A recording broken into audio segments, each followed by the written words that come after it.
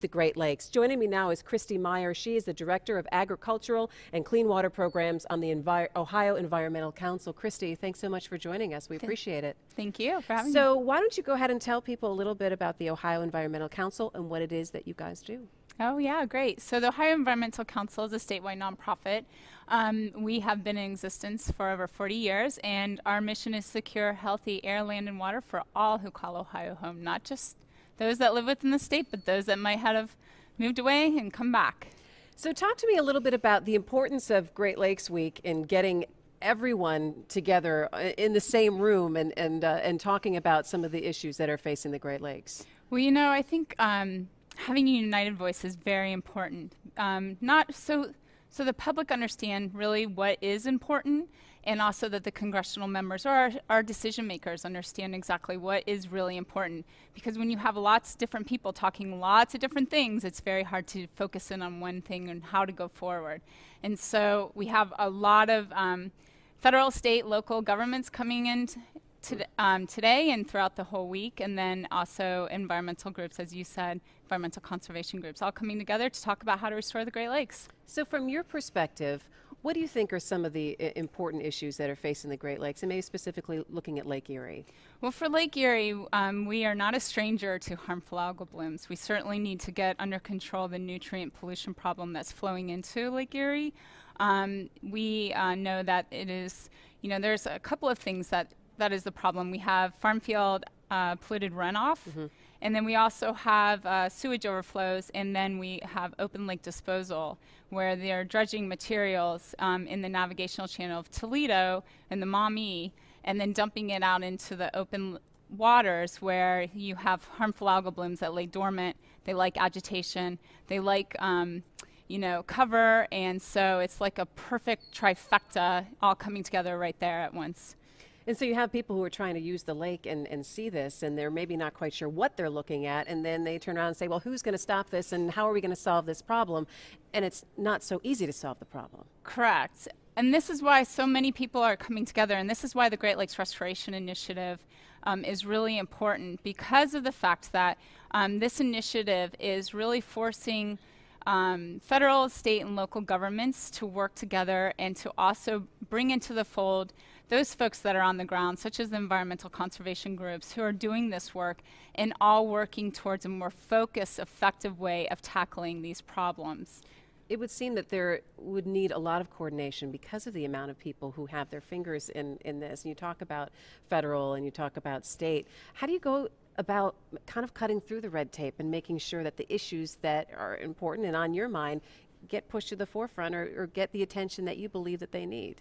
I think something that we've learned over the years, the Great Lakes region works together really well, and I think it's because of open communication.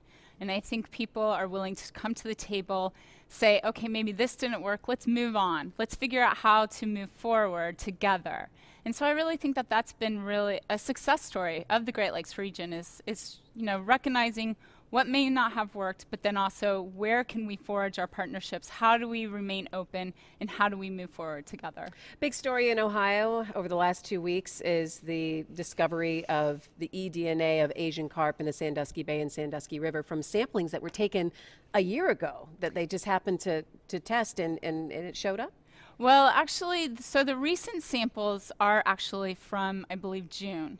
And so, yeah, they took 150 samples from the Sandusky Bay and Sandusky River, and they found 20 eDNA hits of silver carp. Now, when we're talking about Asian carp, it's important to identify that we're talking about big head and silver carp. And tell us the difference, because the big head we're talking about, they can grow to be almost 100 pounds. The silver carp are the ones that are the jumpers that people have seen the videos on YouTube about. Correct.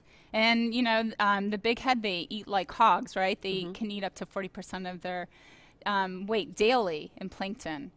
Silver carp have known to break bones and harm boaters. So they found 20 eDNA hits. And eDNA is environmental DNA. It could be a fish scale, it could be secretion, but they found them in the Sandusky River and in the Sandusky Bay. Is that level very high, alarming? Like when you say 20 hits, and again, I'm trying to bring it back for people who are just starting to try to understand some of this. Is that a high amount? It was very alarming to me. It really concerns me that we have 20 eDNA hits. The scientists that I have talked to have said because of the presence and where they've been located, they really feel that there is a presence of a live fish. Now, does that mean that we should all panic right away? No. What it does mean is that we need to figure out, are they juvenile or are they adult fish? Is it a single fish or is it maybe one or two? But can you actually figure that out though? That is a really good question. I think there are some problems with trying to find these carp. Particularly, the traditional methods really aren't working. But I think that, just 2 weeks ago, I was with some folks from Ohio and from Indiana, and John Goss from the Council of Environmental Quality, the Asian Carp Asian Carp coordinator. And we were talking about outside of the box ideas on how to figure out, are there really presence of live fish in the Sandusky?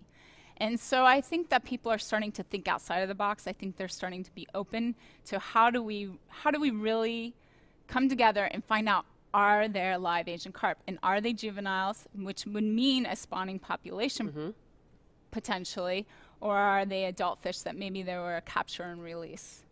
Obviously, when you say Asian carp, people understand what you're talking about. That story has been in the headlines now for a number of years and talking about Asian carp getting into the Great Lakes.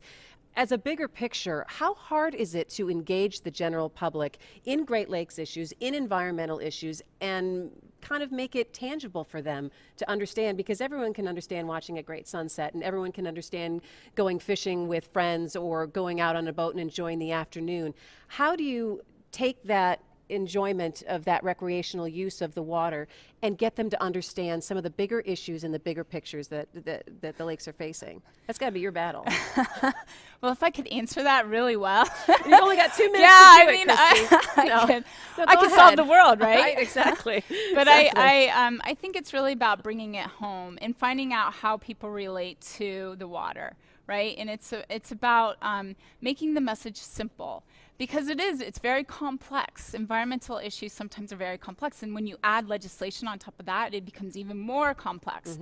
And quite frankly, some people really don't even understand the full system, and so it's bringing them into the fold, talking to them on a very personal basis about how they connect and why it's important that they should be involved and why they should care. And because, you could ask, I'm sure you get a high percentage of people who say, I love the Great Lakes, I love the water, it's very important to me that the Great Lakes are healthy, but they have no connection of how personally they can get involved to actually do something. Correct. Well, one of the things that I always say is people become overwhelmed when they meet an environmentalist. Even some of my friends are like, oh God, she's coming. We better tell her she's Don't recycling. invite Kristy to the party. We recycle. We do it on Sunday. We'll pick it out of the trash. No, it's about baby steps. It's about finding one thing that you think you could commit to and moving forward with that. And once you're done with that one thing, if you can move to a second thing, it's about doing that. It's about the baby steps. Don't look at the whole picture. Sometimes it can be overwhelming for somebody at home. But take it one step at a time. And Kristy Meyer from the Ohio Environmental Council will be counting on you this week to help us kind of move forward and help connect with people at home. We so appreciate it. Thanks so much for joining us. Enjoy Great Lakes Week. Thank you. All right. And we